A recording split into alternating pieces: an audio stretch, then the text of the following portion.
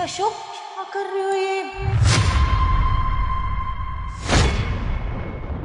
अभी कल ही तो हमने इतनी मस्ती करी थी, अब तुम मेरी हरकत कर रहे हो।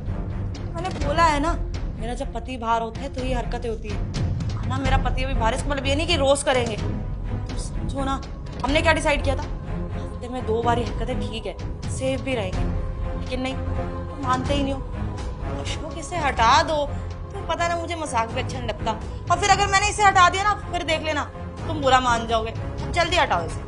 अरे हटाओ, नहीं तो मैं हटा दूंगी।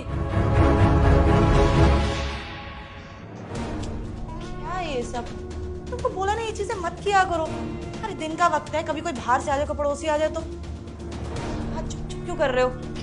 एक तो गलती तुम्हारी है, तुमको मैंने समझा रखा है कि क्या करना है क्या नहीं। तो शुक्र मनाओ मेरा पति घर पे नहीं है, ना कोई परिवार वाला, तो मैं ही फंस जाती बेफालतू में। क्या इशारे करे जा रहे हो? अच्छा ठीक है, तुम्हारा मन है ना, तो तुम्हारे मन के लिए सिर्फ 1 दिन हो, लेकिन बार बार ऐसे नहीं होगा।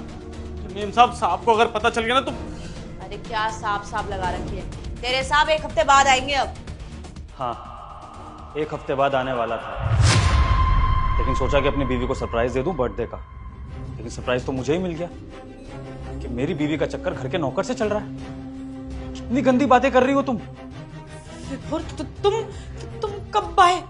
मैं वहाँ बिजनेस ट्रिप पे ये सोच के गया था कि घर के लिए और पैसा लाऊंगा ताकि तुम्हारे लिए और चीजें ला सकूं, महंगे महंगे गिफ्ट्स ला सकूं। और तुम्हारा दिल आया भी तो एक नौकर पे। मैं तो ये सोच रहा हूँ कि अगर इससे अफेयर चल रहा तो पता नहीं बाहर किस किस से चल रहा होगा। और मेरी बात सुनो, मैंने ना तुम्हें देख लिया था, इसलिए मैं मजाक कर रही थी। बस मजाक है, ये कुछ सच नहीं है। पर तुम सच मान रहे हो, बस जोक था ये तो। हाँ क्यों नहीं, और कोई नई कहानी बना लो।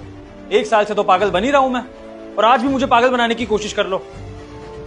इतना भी अंधा नहीं हूं मैं, और ना ही इतना पागल हूं तुम्हारे प्यार में कि तुम जो कहोगी वो मान लूंगा। सब कुछ अपने कानों से सुना है, इसको तो मैं क्या ही बोलूं।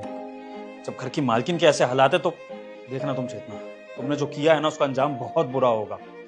ना सिर्फ तुम्हारे खानदान में ये बात बताऊंगा, बल्कि हर जगह बताऊंगा कि तुम जैसी कैरेक्टरलेस लड़की की वजह से घर बर्बाद होते हैं। फिर लोग हम मर्दों पे सवाल उठाते हैं कि हम मर जाके बाहर मुंह मारते हैं, लेकिन तुम्हारी जैसी कुछ गलत लड़कियां भी होती हैं, ये भी सबको बताऊंगा मैं। और याद रखना, एलुमनी भूल जाना, क्योंकि इस सब का प्रूफ भी मैंने ले लिया है। घर में सीसीटीवी लगे हुए हैं।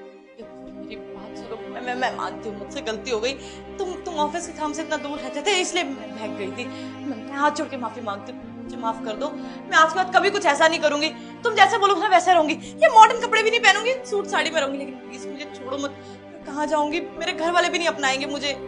चेतना, बहुत देर हो चुकी है, और कुछ गलतियां ऐसी होती है ना कि जिनके लिए ना तो कोई माफी होती है, ना दोबारा चांस दिया जाता है। अब चुपचाप मेरे घर से निकलो, रहो इस नौकर के साथ ही, क्योंकि तुम्हारी जैसी औरत ना प्यार के नहीं, इस नौकर के ही लायक है। निकलो यहां से, निकलो यहां से, इससे पहले कि मेरा हाथ उठ जाए।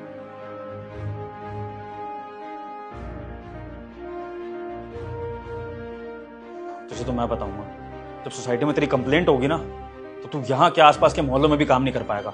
साहब निकल यहाँ से। साहब आखिरी मौका। निकलता कि